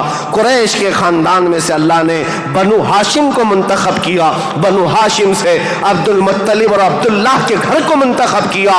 عبداللہ کے گھر سے بی بی آمنہ کے بطن کو منتخب کیا. اور پھر رب ذوالجلال نے تاریخ کی ان کالے اندھیروں کو ہمیشہ کو ختم کرنے کے لیے بی بی آمنہ کے بطن سے 12 ربیع الاول کو نور نبوت کو ظہور فرمایا، نور نبوت کو ظاہر فرمایا. تاریخ کا یہ وہ دن ہے جو پوری دنیا کا انقلاب لا چکا تھا. ایسی روشنی لا چکا ہے، ایسی روشنی کہ میں نے تقریر شروع کرنے سے پہلے ہی یہ بات عرض کر دی تھی. ایک عرب نے آدمی کا بول بالا کر دیا، خاک کے ذروں کو ہمدوش ثریا کر دیا. خود نہ تھے جو راہ پر اوروں کے ہادی بن گئے، کیا نظر تھی کہ جس نے مردوں کو مسیحا کر دیا. یہ سارا نور نبوت کا کمال ہے. یہاں سے تاریخ اسلام کی اب باضابطہ شروعات. اس لیے مجھے یہ پس منظر بیان کرنا ضروری تھا، یہ بیک گراؤنڈ بتانا ضروری تھا. سیاسی حالات کیا تھے، مذہبی حالات کیا تھے. اب تھوڑا جغرافیائی حالات بھی میں آپ کو بتا دوں. عرب کی لوکیشن کیا ہے. عرب کا لوکیشن جو ہے وہ دنیا کے بیچوں بیچ واقع ہے. عرب ایسی جگہ پر واقع ہے، اس کا 3 حصہ سمندروں سے ملا ہوا ہے اور ایک حصہ خشکی سے ہے. سمندر بھی بڑے بڑے سمندر اس کو گھیرتے ہیں. ویسٹ کی طرف قلزم سی جس کو کہتے ہیں بحیرہ قلزم، یہ آباد ہے. اور میڈیٹرین سی جس کو بحیرہ روم کہا جاتا ہے یا بحر متوسط کہتے ہیں، یہ پورا سمندر عرب سے لگتا ہے. اور اس کے ایسٹ کی طرف، مشرق کی طرف ہند مہاساگر جس کو کہتے ہیں انڈین اوشین، یہ آباد ہے. اور اس کے علاوہ اس کے جنوب کی طرف بھی انڈین اوشین ہے. یہ سمندر پورا گھیرا ہوا ہے عرب. اور جو شمال کا حصہ ہے، جو خشکی ہے، یہ ملک شام، یمن اور عدن یعنی اردن تک پھیلا ہوا اس کا حصہ ہے. اب اس کی جغرافیائی حالت یہ تھی کہ عرب کے اندر کثرت سے زمین پہاڑیاں رکھتی ہے آج بھی. اگرچہ مکہ میں انہوں نے کھود کھود کر پہاڑیوں کو ختم کیا ہے، لیکن آپ کو ایک سروے کے مطابق میں بتاؤں، آج کے فی الواقع عرب شریف کے اندر 20 لاکھ پہاڑیاں ہیں. 20 لاکھ پہاڑیاں، سلسلہ ہے پہاڑیوں کا. پوری زمین سنگلاخ ہے. پہاڑیاں ایسی نہیں کہ نرم و نازک پہاڑیاں جس پر میوہ اگتے ہوں، بڑے بڑے درخت اگتے ہوں، نہیں، پتھروں کی پہاڑیاں ہیں، کالے کالے پتھر. بعض پہاڑیاں تو ایسی ہیں جو آتش فشاں ہیں، یعنی جو شعلے اگلتی ہیں، آگ اگلتی ہوئے پہاڑیاں موجود ہیں. عرب کی سرزمین ان پہاڑیوں سے بھری ہوئی. اور ندی کے نام پر کوئی ندی نہیں. پانی کی قلت بہت کثرت سے، اگرچہ 3 طرف سے سمندر ہے لیکن زمین ایسی خشک ہے کہ عرب میں کوئی سرزمین پر سبزہ نہیں اگتا تھا، کھیتی باڑی نہیں ہوتی تھی۔ بارش کا حال یہ ہے کہ سال میں اگر 2-4 دن آ گئی تو ٹھیک ہے، ہمارے ہاں تو باضابطہ موسم چل رہا ہے، وہاں موسم آیا ہی نہیں کرتا، کبھی بوندا باندی ہو گئی، یہ برسوں سے ہے۔ عرب کی سرزمین خشک ہے اور ہوا اور وہاں کی فضا کے اعتبار سے نہایت ہی گرم مانی جاتی ہے۔ آج اس سال ہم لوگوں نے حج کی سعادت جو حاصل کی، عرفات کے میدان میں 48 ڈگری چل رہی تھی گرمی، 48 ڈگری کی گرمی میں حجیوں نے حج ادا کیا ہے۔ ہمارے ہاں 37 ڈگری 38 ڈگری آ جائے تو ہا ہو کرتے ہیں، اور ہم باہر نکلنے کو پسند نہیں کرتے۔ وہاں 48 ڈگری میں بغیر چھت کے حجاج کرام حج کرتے رہے۔ اسی لیے عربوں کی سرزمین جو ہے نہایت گرم مانی گئی ہے۔ سرزمین پتھریلی اور زمین سوکھی، سبزہ نہیں اگاتی، بارش نہیں آتی، اوپر سے گرمی اتنی پھینکتا ہے سورج، چلچلاتی ہوئی دھوپ، اس فضا کا اثر طبیعت پر ہوتا ہے۔ آپ یہ سوچ رہے ہوں گے کہ یہ ویدر بتانے کی ضرورت آج کیا ہے؟ ضرورت ہے، موسم کے اعتبار سے انسانوں کی طبیعت میں فرق آتا ہے۔ جیسا موسم ہوتا ہے انسانوں کی طبیعت میں اثر پیدا ہوتا ہے، زمین کا بھی اثر ہوتا ہے، مٹی کا اثر ہوتا ہے، موسم کا اثر ہوتا ہے۔ عرب میں کثرت سے پہاڑیاں، سخت قسم کے پتھر، آج کی ہائی ٹیکنالوجی کے بڑے بڑے بلڈوزر لگ جاتے ہیں، مہینوں تک کھودتے ہیں تو تھوڑا بہت حصہ بھی کٹ نہیں پاتا۔ ہم تو تقریباً 10 سال سے ایک پہاڑ کو کھودتے ہوئے دیکھ رہے ہیں، ابھی بھی عرب میں وہ کھود ہی رہے ہیں بلڈوزر، جبکہ ان لوگوں کے ہاں ٹیکنالوجی ہمارے ہاں کی طرح کی نہیں ہے۔ روڈ بنانا ہے تو رات کے وقت آپ گزر رہے ہوں 1 کلومیٹر روڈ، صبح فجر میں دیکھیں تو تیار رہتا ہے، اتنے فاسٹ۔ لیکن پہاڑیوں کو کھودنے کے لیے آج کے ہائی ٹیکنالوجی کے دور میں بھی وہ پہاڑیوں کو ہلا نہیں پاتے۔ سخت قسم کے پتھر، زمین سبزہ نہیں اگاتی، بارش نہیں آتی، موسم برساتا نہیں، سورج جھلسا دینے والی گرمی پھینکتا ہے۔ یہ سب کا اثر طبیعتوں پر بھی ہوتا ہے۔ اس کی وجہ سے عربوں کی طبیعت میں خشکیاں، چڑچڑاہٹ، ضدی پن، تکبر، غرور، یہ سب چیزیں تھیں۔ عرب جلدی کسی چیز کو ایکسیپٹ نہیں کرتے۔ اور اب میں آپ کو یہ بھی بتا دوں کہ عرب کو عرب کہتے کس لیے تھے، عرب یہ نام کیوں پڑا تھا اس کا۔ یہ انسانوں کی طبیعت کے حساب سے میل کھاتا ہے، اس لیے میں عرض کر رہا ہوں عرب نام کیوں رکھا گیا۔ عرب کس کو کہتے ہیں؟ لفظ عرب، عین را با، یہ عربی میں لفظ جو ہے اس کا میننگ ہوتا ہے اچھی زبان رکھنے والا، فصیح اللسان جو آدمی ہے، عرب کہتے ہیں اس کو۔ یہ عرب اپنے آپ پر اتنا غرور رکھتے تھے، وہ کہتے تھے کہ پوری دنیا میں اگر سب سے اچھی زبان ہے تو ہماری ہے، باقی کو عجم کہتے ہیں۔ عجم کا مطلب ہوتا ہے گونگا، وہ ہم سب کو گونگا کہتے ہیں، سارا عجم ہے، عرب کو چھوڑ کر کے جتنا ہے وہ سب عجم ہے۔ فارس عجم ہے، ہند عجم ہے، افریقہ عجم ہے، امریکہ عجم ہے۔ عجم کا مطلب گونگے۔ عرب لوگ اپنے آپ کو صرف زبان والا کہتے اور باقی پوری دنیا کو گونگا سمجھتے تھے۔ تو یہ نخوت جو تھی، یہ بڑاپن جو تھا، یہ تکبر جو تھا، وہ وہاں کے موسم کے اعتبار سے پتھریلی زمین کی وجہ سے ان کی طبیعتوں میں گھر کر گیا تھا، جلدی ایکسیپٹ نہیں کرتے۔ ایسے سخت دلوں کے اندر اور ایسے سخت قوم کے اندر اسلام کا نور ظاہر کرنا یہ کوئی عام بات نہیں تھی۔ اللہ رب العزت کی مصلحت اور اس کی حکمت بالغہ کو دیکھے، اللہ کریم نے اپنے آخری رسول کے لیے جو زمین منتخب فرمائی وہ افریقہ کی سرزمین نہیں تھی، نہ ہی کوئی ہند کی سرزمین، نہ یورپ کی سرزمین، بلکہ عرب کی سرزمین کو منتخب کیا گیا۔ اس لیے مجھے زمین کا جغرافیہ بتانا ضروری ہے کہ یہ لوکیشن کے اعتبار سے بیچوں بیچ میں آباد ہے، پوری دنیا کا سینٹر کہلاتا ہے، اس لیے کہ یہاں سے روشنی نکلے تو پوری دنیا میں پھیلے۔ یہاں سے نکلا ہوا ابر ہر زمین پر بارش بن کر کے برسے گا، اور برسا بھی۔ اللہ کریم نے مکہ مکرمہ کی سرزمین کو منتخب فرمایا۔ طبیعتیں کیسی تھی، اکھڑ مزاج لوگ تھے، ان کے درمیان میرے آقا کو پیدا کیا اللہ نے، اور رسول کریم صلی اللہ تعالیٰ علیہ وسلم جس دن پیدا ہوئے یہ بی بی آمنہ کا گھر تھا، اور رسول کریم صلی اللہ تعالیٰ علیہ وسلم یتیمی کی حالت میں پیدا ہوئے ہیں، باپ نہیں ہیں، ماں پرورش کرتی رہی۔ عربوں کے رواج کے اعتبار سے دادا کی شفقت بہت زیادہ تھی اپنے پوتے پر، کیونکہ بیٹے عبداللہ بہت محبوب نظر تھے، بڑے پیارے تھے، لیکن جب جوانی میں انتقال کر گئے تو حضرت عبد المطلب کو اس کا بڑا صدمہ تھا کہ میرا سب سے محبوب بیٹا عبداللہ مدینے میں انتقال کر گیا، تو اپنی بہو حضرت آمنہ اپنے پوتے حضور اکرم صلی اللہ تعالیٰ علیہ وسلم کی پرورش میں جی جان لگا دیا، اتنا لگا دیا۔ آپ کو پتہ ہے میرے آقا صلی اللہ تعالیٰ علیہ وسلم کا نام پاک آج کروڑوں مسلمانوں کی آنکھوں کا تارا ہے۔ حضور کا نام جیسے ہی ہم محمد نام لیتے ہیں ہم انگوٹھوں کو چوم کر کے آنکھوں سے لگاتے ہیں۔ یہ نام پاک عام نام نہیں ہے، اس نام پاک کو بزرگان دین تو ایسے تھے کہ حضرت محمود غزنوی کا نام سنا ہے، ان کے خاص وزیر تھے ایاز، ایاز کے بیٹے کا نام تھا محمد۔ محمود جو ہے سلطان محمود اپنے وزیر کے بیٹے محمد کو بہت پیار کرتے تھے۔ ایک دن جو ہے آپ ایاز کے بیٹے کو محمد کہہ کر نہیں بلا رہے ہیں بلکہ کہتے اے ابن ایاز، اے ایاز کے بیٹے ادھر آ جا۔ ایاز نے سن لیا، کہا آج سلطان غضبناک ہوں گے، میرے بیٹے کا نام لے کر کے نہیں پکارا، باپ کے نام سے پکارا ہے۔ بعد میں حاضر ہو کر پوچھا سلطان میرے بیٹے سے کوئی خطا ہوئی، آپ خفا تو نہیں ہیں؟ اس کے نام سے نہ پکارتے ہوئے اس کو ابن ایاز کہہ کر پکارا۔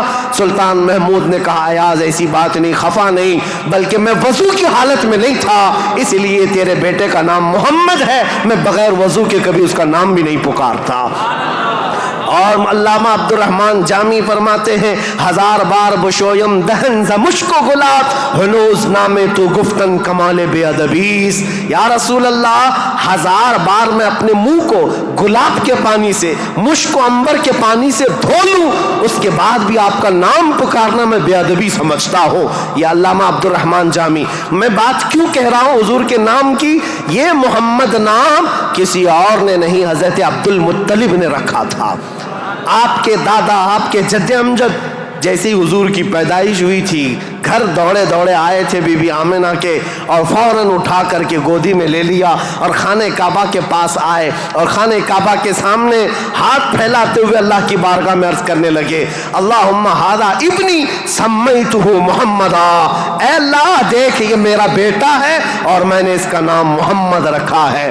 عرب کے بہت سارے لوگ وہاں موجود تھے، یہ نیا نام تھا ان کے لیے۔ عرب میں جو نام رکھے جاتے ہیں وہ باپ داداؤں کے نام پر چلتے ہیں، وہاں پر نئے نام نہیں رکھتے، خاندانوں کے اپنے خود پرسنل نام چلتے رہتے ہیں، پرٹیکولر نام ہوتے ہیں، وہی نام رکھے جاتے ہیں۔ حضرت عبد المطلب نے نیا نام رکھا تھا تو عرب کے بہت سارے قبیلے آئے اور پوچھا یا عبد المطلب لم سمیتک ابنی ابنک ھذا محمدا، اے عبد المطلب آپ نے لم سمیت ھذا محمدا، کیوں آپ نے اس کا نام محمد رکھا ہے؟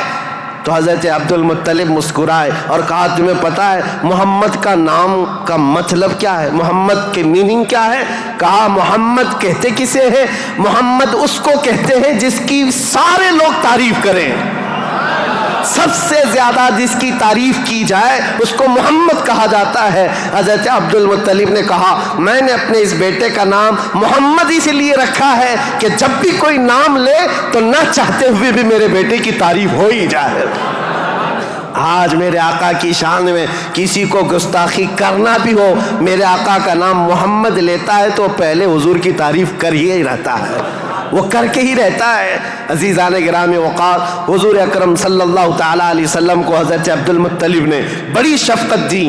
عرب کے مشہور قانون اور وہاں کے دستور کے مطابق کہ عرب لوگ اپنے بچوں کی حفاظت کے لیے، یعنی ان کی زبان کی حفاظت کے لیے دیہاتوں میں بھیجتے تھے کہ ان کی زبان محفوظ رہے۔ شہروں کی زبان جو ہے مکس ہو جاتی ہے، جیسے ممبئی کی زبان، اس کا کوئی اتا پتہ نہیں ہے، اس میں یو پی بھی ملا ہوا ہے اور راجستھان بھی ہے، گجراتی بھی ہے، کرناٹکی بھی ہے، سب ملا کر کے مکس ہو گئی کیونکہ ہر جگہ کے لوگ یہاں پر موجود ہیں۔ یہ شہر ہے اور شہروں میں ہر علاقے کے لوگ آتے ہیں، اپنی اپنی تھوڑی تھوڑی سی باتیں اس میں داخل کر دیتے ہیں اور یہ ایک مکسچر لینگویج بن جاتی ہے۔ اور اس کو پتہ ہی نہیں رہتا اس کی اوریجنل لینگویج کیا تھی۔ مکہ ایسا تھا کہ ہر جگہ سے لوگ آتے تھے، حج کے لیے آتے تھے اور کئی کئی مہینے رہتے تھے، تو کچھ لوگ عربی جانتے نہیں تھے، کوئی فارسی اس میں داخل کر دیا، کوئی الگ زبان عبرانی داخل کر دیا، سریانی داخل کر دیا، تو وہاں پر زبان کی حفاظت کی بہت ضرورت تھی، کیونکہ اس دور میں سب سے بڑا اگر کوئی عہدہ تھا تو زبان کا تھا۔ زبان جس کی اچھی ہو وہ عرب میں سب سے زیادہ عزت والا تھا، تو اس کے لیے مائیں اپنے بچوں کی زبان کی حفاظت کے لیے بچپن میں ان کی پرورش مکہ میں نہیں کرتی تھی، باہر بھیجتی تھی۔ اس رواج کے چلتے ہوئے 6 مہینے کے بعد حضور صلی اللہ تعالیٰ علیہ وسلم 6 مہینے حضرت آمنہ کی گود میں تھے، پھر وہ حلیمہ سعدیہ کے بخت چمکے، نصیبے چمکے کہ وہ دایا تھیں بنو سعد قبیلے کی۔ طائف سے آگے ایک علاقہ بنو سعد آج بھی موجود ہے، طائف سے 80 کلومیٹر دور، وہاں سے وہ آئی تھی، 180 کلومیٹر کا سفر کر کے آئی تھی، اور مکہ مکرمہ میں انہوں نے رسول پاک صلی اللہ تعالیٰ علیہ وسلم کو گود لے لیا۔ تفصیلات میں نہیں بتا رہا ہوں، تاریخ ہے کیونکہ ہم مولد شریف میں تفصیلات بیان کرتے ہیں، یہ تاریخ اسلام ہے، اس کے لیے میں چلتی چلتی مختصر جھلکیاں رکھ رہا ہوں۔ حلیمہ سعدیہ لے کر گئیں، 2 سال پرورش کر کے واپس لے آئیں حضرت آمنہ کے گھر۔ حضرت آمنہ اپنے نور نظر کو لے کر ساتھ رہتی۔ جب حضور کی عمر 6 سال کی ہوئی تھی تو 6 سال کی عمر میں حضرت آمنہ مدینہ نکلیں، کیونکہ ان کا ننیحال بھی تھا اور اپنے شوہر حضرت عبداللہ کی قبر بھی وہاں تھی۔ انتقال کے بعد سے وہ گئی نہیں تھیں، تو اپنے بیٹے کے بڑے ہونے کے بعد حضور صلی اللہ تعالیٰ علیہ وسلم کو لے کر کے وہ مدینے گئیں، ننیحال گئیں، اور اس کے بعد یعنی حضور کے ننیحال اور پھر واپسی میں حضرت عبداللہ کی قبر سے ہوتے ہوئے آ رہی تھیں، وہاں کی بیماریاں حضرت آمنہ کو بھی جکڑ لیں، ایسی بیمار ہوئیں کہ ابوا ایک جگہ ہے بدر کے قریب، ابوا مدینہ اور مکہ کے بیچ میں، حضرت آمنہ وہ زیادہ دیر آگے چل نہ سکیں، وہیں پر آپ کی وفات ہو گئی۔ حضور پاک صلی اللہ علیہ وسلم کی عمر پاک 6 سال کی ہے، خود رسول محترم صلی اللہ علیہ وسلم نے اپنے ہاتھوں سے اپنی ماں کو دفن کیا۔ حضور کے ساتھ اس وقت آپ کے والد کی ایک کنیز تھیں ام ایمن، یہ ساتھ رہتی تھیں، اور بس حضور صلی اللہ تعالیٰ علیہ وسلم واپس مکہ جب آئے، حضرت عبد المطلب کو جیسے پتہ چلا کہ حضرت عبداللہ کی بیوی آمنہ بھی انتقال کر گئیں، وہ فرط غم میں، جوش غم میں حضور صلی اللہ تعالیٰ علیہ وسلم کو ایسے قریب کر لیے کہ ایک لمحے کے لیے بھی اپنے آنکھوں سے اوجھل نہیں ہونے دیتے۔ لیکن ہوا کیا، مشیت عز دی جو چاہے، 8 سال کی عمر تھی میرے آقا کی، دادا حضرت عبد المطلب بھی فوت ہو گئے۔ یہ دور گزرتا گیا، دادا حضرت عبد المطلب نے اپنے انتقال سے پہلے اپنے بیٹے حضرت عبداللہ کے سگے بھائی جناب ابو طالب کے حوالے کر دیا تھا اپنے اس پوتے کو۔ حضور صلی اللہ تعالیٰ علیہ وسلم کو جناب ابو طالب کے حوالے کر دیا اور کہا کہ تم اس کی نگرانی کرنا۔ تو جناب ابو طالب نے ایسی نگرانی کی کہ ابو طالب کے گھر میں بیٹے تو ہوئے، ان کے بیٹے عقیل ہیں، ان کے بیٹے جعفر ہیں، ان کے بیٹے حیدر کرار، علی و مرتضیٰ ہیں، لیکن حضور صلی اللہ تعالیٰ علیہ وسلم کی پرورش میں ایسا کمال کا کردار ادا کیا کہ اپنے بیٹوں کو بھی کچھ نہیں سمجھتے حضور کے آگے، حضور اکرم صلی اللہ علیہ وسلم کے آگے۔ ایک روایت جو ہے بدن میں رونگٹے کھڑے کر دیتی ہے۔ میں آج بھی بحث نہیں کروں گا ایمان ابو طالب کے متعلق، ہمارا قتل آرا بحثوں میں سے ہمارا ٹاپک آج تاریخ اسلام ہے، لیکن ان کی پرورش کا انداز ایسا تھا۔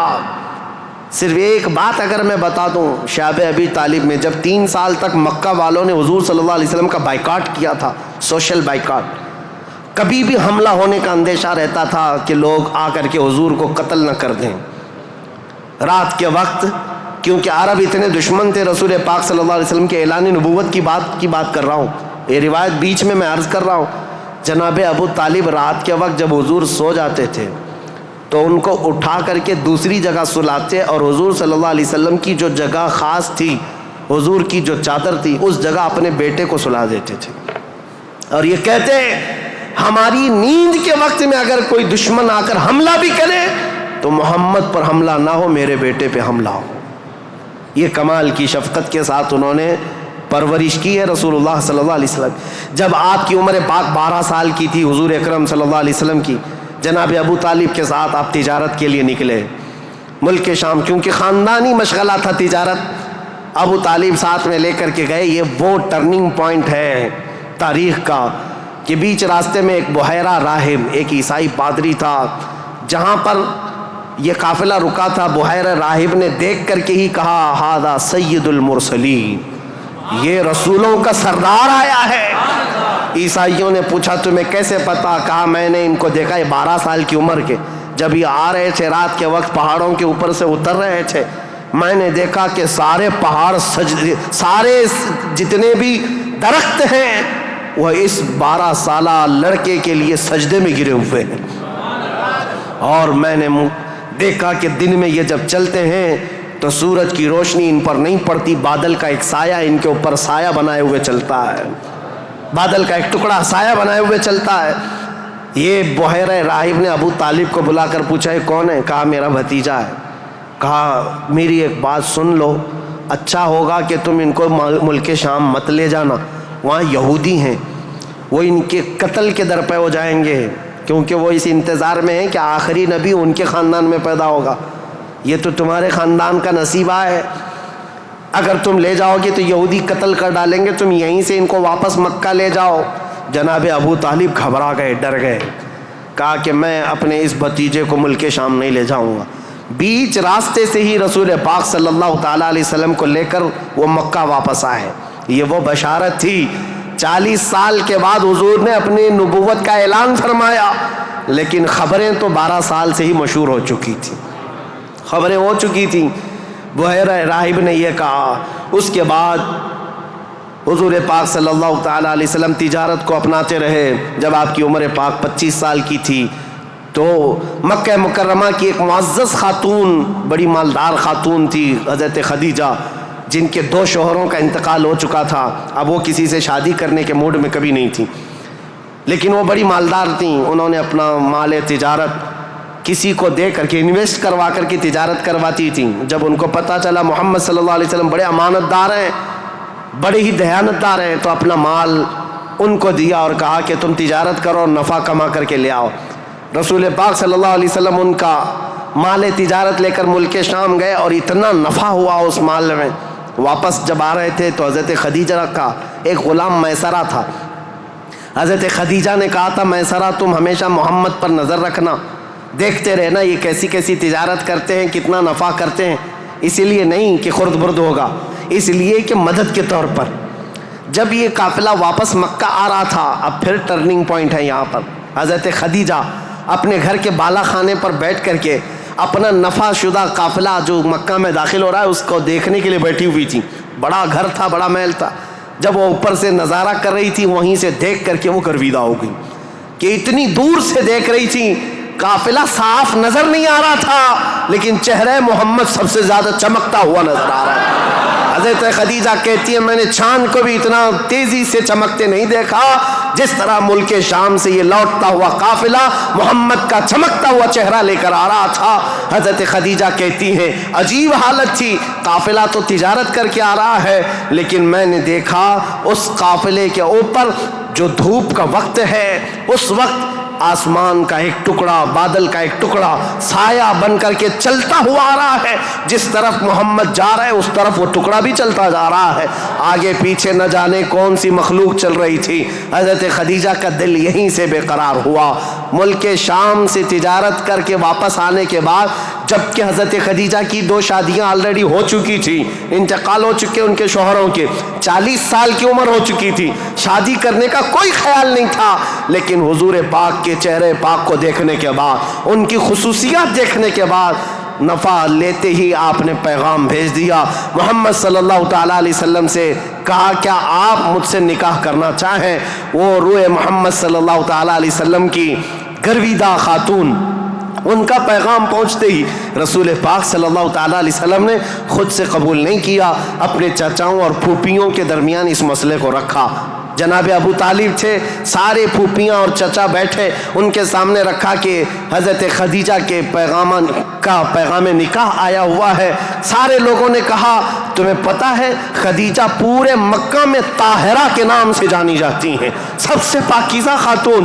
عزت تو ایسی تھی کہ ادنا سے ادنا آدمی بھی اور اونچا سے اونچا آدمی بھی حضرت خدیجہ کی طرف چہرہ اٹھا کر نہیں دیکھتا، ان کی عزت بڑی تھی۔ کہا کہ اگر محمد تمہارے لیے ان کی طرف سے پیغام آیا ہے تو قبول کر لو۔ رسول پاک صلی اللہ تعالیٰ علیہ وسلم نے جواب بھیجا کہ مجھے بتایا گیا ہے کہ مکہ میں سب سے شریف خاتون اگر کوئی ہے تو وہ خدیجہ کا نام ہے۔ میرے عزیزو، خاتون شریف کیوں نہ ہوگی؟ اس لیے کہ جس کے پیٹ سے پیدا ہونے والی بیٹی فاطمۃ الزہرا ہو، سیدہ کائنات ہو، تو پھر ماں کا عالم کیا ہو سکتا ہے؟ اللہ کریم نے یہ انتخاب فرمایا تھا۔ رسول کریم صلی اللہ تعالیٰ علیہ وسلم نے اس نکاح کو دل و جان سے پسند کیا۔ نکاح کی تقریب ہوئی۔ نکاح کی تقریب میں جناب ابو طالب اور حضور کے سارے چچا اور پھوپھیاں بھی شریک ہوئے۔ خطبہ نکاح کا خطبہ جناب ابو طالب نے پڑھا تھا۔ وہ خطبہ آج بھی موجود ہے جو میرے آقا صلی اللہ تعالیٰ علیہ وسلم کے پہلے نکاح میں خطبہ ہوا تھا۔ اس خطبے کے بعد نکاح مقرر ہونے کے بعد رسول کریم صلی اللہ تعالیٰ علیہ وسلم کی یہ شریک حیات، یہ رفیق حیات، یہ محبوب رب العالمین سیدہ خدیجہ حضور کی ایسی وفا شعار خاتون بن کر کے رہی کہ اللہ کی قسم آج بھی پوری روئے زمین پر جو میرے آقا کی اولاد سادات کے نام سے جانی جاتی ہیں وہ کہیں اور نہیں، وہ خدیجہ کی بیٹ سے پیدا ہونے والی اولاد ہے۔ حضرت خدیجہ کے بطن سے میرے آقا کی 6 اولاد ہوئیں، 3 بیٹے اور 3 بیٹیاں۔ رسول کریم صلی اللہ تعالیٰ علیہ وسلم کی 6 اولاد کی ماں حضرت خدیجہ ہے۔ یہ بڑی الفت و محبت کی زندگی گزری ہے میرے آقا صلی اللہ علیہ وسلم کی، لیکن جب میرے آقا کی عمر پاک 50 سال کی ہوئی اور حضرت خدیجہ کی عمر اس وقت تقریباً آپ اندازہ کر سکتے ہیں 25 سال زیادہ تھی، 75 سال کی خاتون تھی۔ 75 سال کی خاتون، اللہ اکبر، 75 سال کی خاتون کس کو کہتے ہیں؟ عمر کا وہ پڑاؤ جس میں بوڑھا اپنے اعضاء سے مجبور ہو جاتا ہے اور اس کے پٹھے جواب دے جاتے ہیں، چلنا پھرنا دوبھر ہو جاتا ہے۔ لیکن قسم خدا کی جب میں یہ روایت پڑھتا ہوں کہ جب رسول کریم صلی اللہ تعالیٰ علیہ وسلم 3000 فٹ اونچی پہاڑی غار ہرا میں جا کر عبادت کرتے تھے، کبھی 2 دن تک نہیں آتے تھے، تو 75 سال کی یہ خاتون دن میں 2 مرتبہ پہاڑی پر جاتی تھی کھانا لے کر کے اور اترتی تھی۔ آج میں بتاؤں، ہم جیسوں کی جوانی میں 1 مرتبہ پہاڑ پر چڑھ کر کے آ جائیں 8 دن تک پٹھے درد کرتے ہیں، پیر درد کرتے ہیں۔ میں سمجھ نہیں پاتا وہ خدیجۃ الکبریٰ کی وفا شعاری کو دن میں 2 مرتبہ اپنے نبی پاک اپنے رفیق حیات کے لیے اوپر جاتی تھی، نیچے آتی تھی۔ کبھی رسول اللہ پہاڑ سے اتر رہے ہوتے، حضرت خدیجہ گھر کے باہر آ کر کھڑی ہوتی، کڑی دھوپ ہوتی، سورج کی تمازت ہوتی، لوگ چلتے پھرتے کہتے خدیجہ اپنے شوہر کا انتظار کر رہی ہو؟ کہتی ہاں میرے شوہر پہاڑ سے اتر رہے ہیں، غار ہرا سے آ رہے ہیں۔ اس وقت لوگ کہتے خدیجہ اندر چھاؤں میں بیٹھو، انتظار کرو، ان کے آنے میں کافی وقت ہے۔ خدیجہ کہتی میرا دل گوارا نہیں کرتا میرا شوہر دھوپ میں اتر رہا ہو اور ان کی عورت چھاؤں میں بیٹھی رہے، جب تک وہ دھوپ میں اترتے رہیں گے میں دھوپ میں کھڑی رہوں گی۔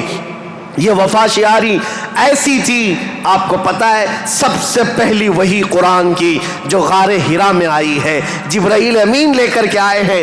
اسلام کی تاریخ میں اگر یہ نہ بتائیں تو ابتدا ہی نہ ہوگی، کیونکہ رسول اللہ صلی اللہ تعالیٰ علیہ وسلم جب 40 سال کی عمر میں تھے، غار ہرا میں جا کر عبادت کرتے، جبرائیل امین آئے قرآن کی آیتیں لے کر اور حضور سے کہا اقرا، حضور نے کہا ما انا بقاری، میں نہیں پڑھوں گا۔ وہ کہتے تھے پڑھو، حضور کہتے میں نہیں پڑھوں گا، سینے سے سینہ لگا کر دبوچتے تھے۔ 3 مرتبہ ہوا، 4تھی مرتبہ کہا اقرا بسم ربک الذی خلق، پڑھو اس رب کے نام سے جس نے پیدا کیا ہے۔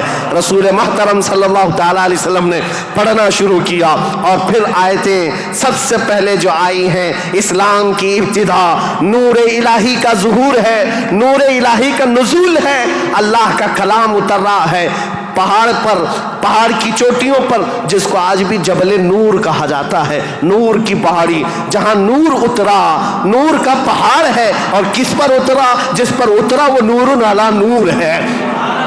قرآن کی آیتیں آئیں، اقرأ بسم ربک الذی خلق خلق الانسان من علق اقرأ وربک الاکرم الذی علم بالقلم علم الانسان ما لم یعلم. یہ 5 آیتیں دے کر جبرائیل امین چلے گئے. رسول پاک صلی اللہ تعالیٰ علیہ وسلم پر جو وحی آئی تھی اس کا اثر ایسا تھا، سخت ٹھنڈیوں کے دن تھے، موٹے موٹے پسینے کے بوند پیشانی سے نکلتے تھے. جب رسول پاک تشریف لائے پہلا واقعہ دیکھا تھا حضور نے، پہلا واقعہ تھا جبرائیل امین اس طرح آیتیں لے کر آئے. یہ آیتیں اترنا آسان بات نہیں. قرآن خود کہتا ہے، میرا مولا فرماتا ہے اگر ہم یہ پہاڑوں پر اتار دیتے پہاڑ ریزہ ریزہ ہو جاتے، ٹکڑے ٹکڑے ہو جاتے، لیکن قلب مصطفیٰ نے اس کا بوجھ اٹھا لیا ہے.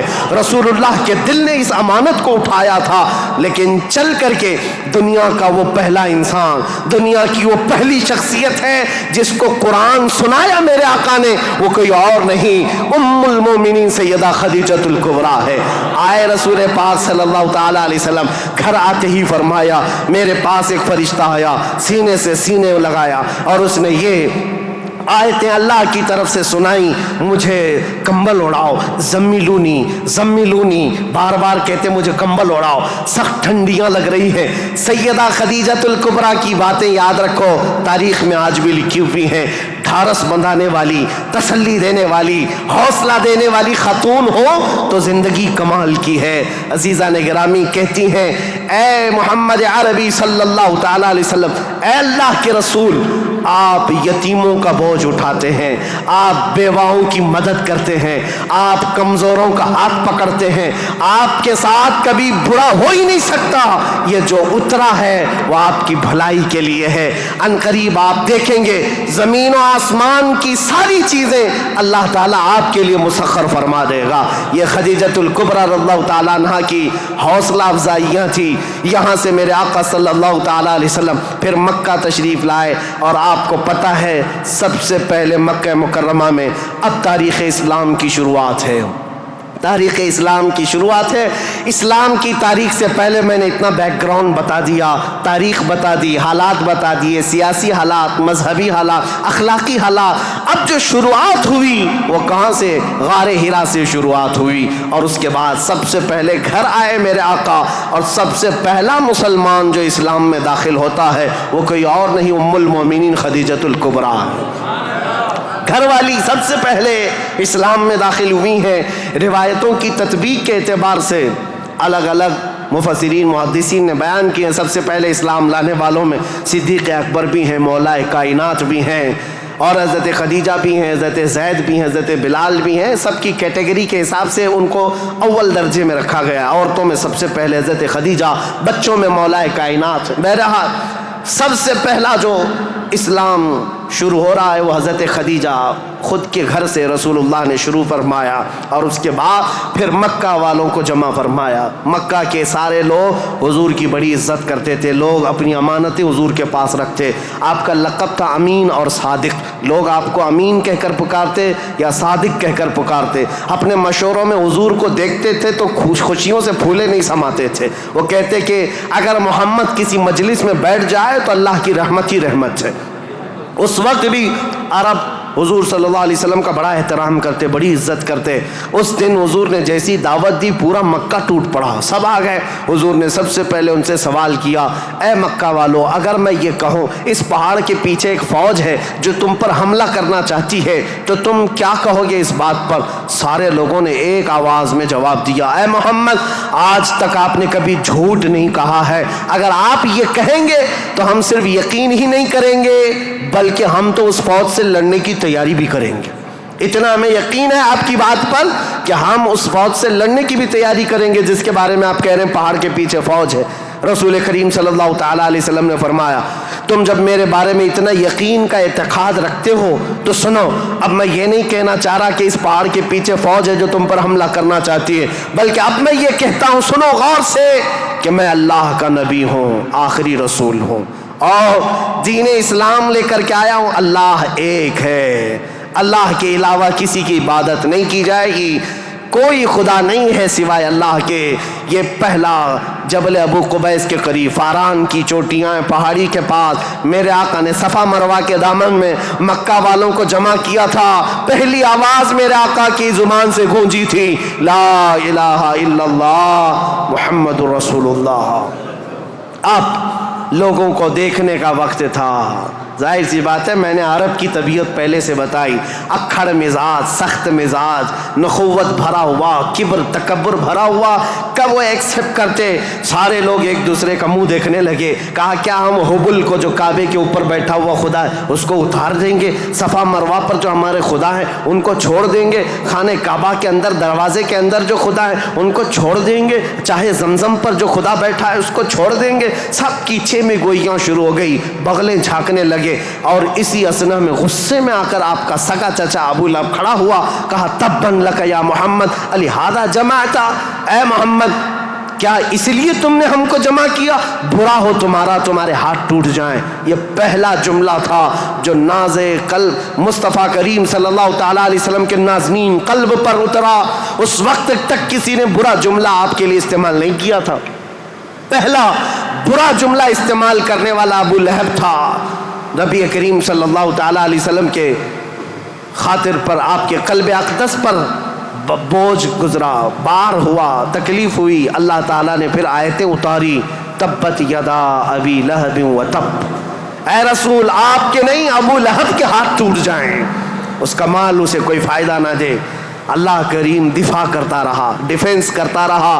رسول کریم صلی اللہ تعالیٰ علیہ وسلم اس دعوت کو لے کر چل پڑے۔ پورا مجمع تھا مکہ کا، لیکن کوئی آگے اٹھ کر کھڑا نہیں ہوا کہ اے محمد ہم مانتے ہیں آپ کو اللہ کا رسول، آخری رسول، آپ جو دین لائے اس کو مانتے ہیں، آپ کا جو خدا ہے اس کو مانتے ہیں۔ نہیں، کوئی نہیں تھا۔ لیکن بات اتنی ہے، اس مجمع سے ابھی میرے آقا ہٹے نہیں تھے۔ 9 سال کا ایک بچہ حضور کے قریب آیا، پتلی پتلی ٹانگیں تھی، آنکھوں میں آشوب تھا، آنکھیں رس رہی تھیں، لال ہو چکی تھی۔ آیا اور قریب آ کر کہا، اے محمد عربی صلی اللہ علیہ وسلم، میں آپ کو اللہ کا حقیقی رسول تسلیم کرتا ہوں، آپ کا دین میں ایکسپٹ کرتا ہوں، خدا واحد کی میں عبادت کرتا ہوں۔ حضور اکرم صلی اللہ علیہ وسلم نے اس 9 سال کے بچے کو سینے سے لگایا اور دعا کی، مولا اس بچے کی ٹانگوں میں، اس کے بازوؤں میں تو طاقت عطا فرما اور اس کو دین کا عظیم سپاہی بنا۔ میرے آقا کی یہ دعا تھی۔ 9 سال کا وہ کمزور بچہ جو سب سے پہلے حضور کی دعوت پر لبیک کہا تھا، آج پوری دنیا شرق و غرب، شمال و جنوب میں اس کو اگر پکارتی ہے تو اسد اللہ الغالب، شیر خدا حیدر کرار کے نام سے جانتی ہے۔ اس کی طاقت کو کون جانے، اس کی طاقت کے قریب کون پہنچے؟